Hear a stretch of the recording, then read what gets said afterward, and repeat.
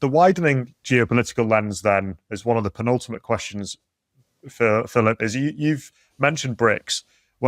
When people were studying BRICS probably 10, 20 years ago, they would say that BRICS was just this random conglomeration of nations thrown together that weren't quite part of the Western international system. Is it a pointless term, or has it become something substantial? And what does the future look like? So I've been kind of doing BRICS commentary since the war in Ukraine, especially since the Russian-Chinese economic conglomeration, call it what you will. And I've always been of the same attitude. Whether BRICS becomes something, something resembling the G7 or something like that, it doesn't really matter that much. It's the spirit of the idea that matters. It's the spirit of the spirit of the idea is quite simply that the world has been effectively on the Western development model since, go back as far as you want, definitely since the 19th century, since what the Chinese would have called the century of humiliation.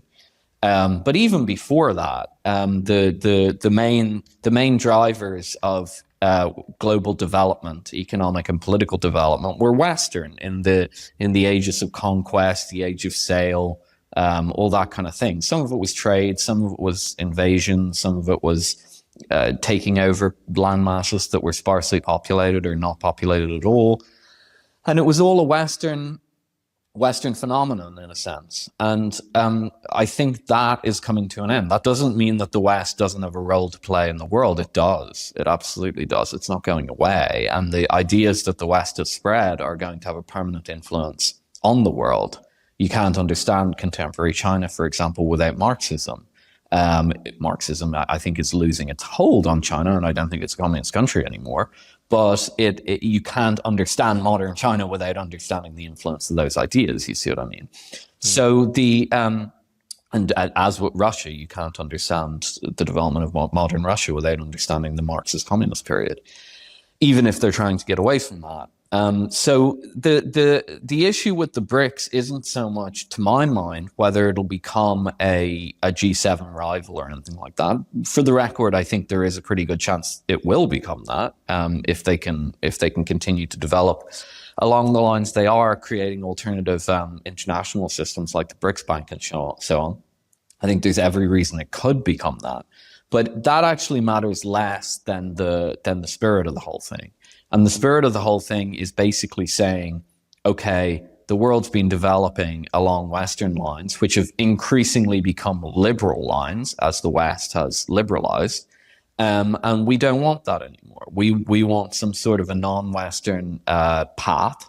Doesn't mean that there has to be a Cold War or anything like that. It's just like we're going to have our own, organization here, or we're going to have our own ideas about how we're going to develop.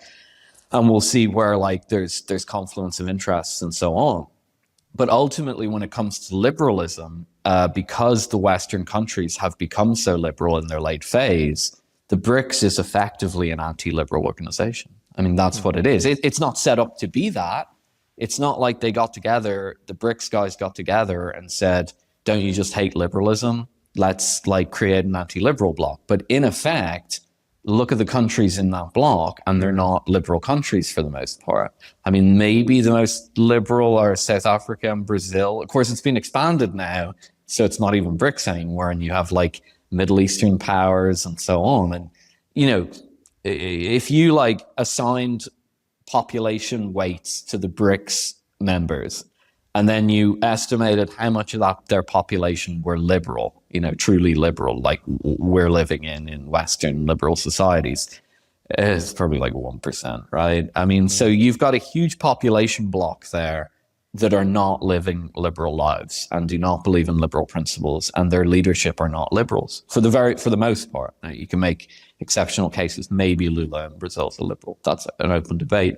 But for the most part, those blocks are being led, or not even blocks, those formations are being led by non-liberal countries like China mainly, but Russia as well. India, not a liberal country at all, democratic but not liberal.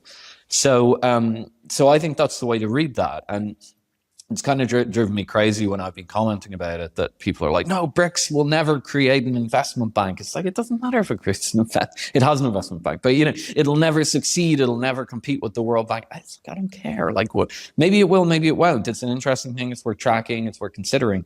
But the overall shift is what's actually interesting. Like, people need to start thinking a lot bigger picture if they want to grasp what's going on.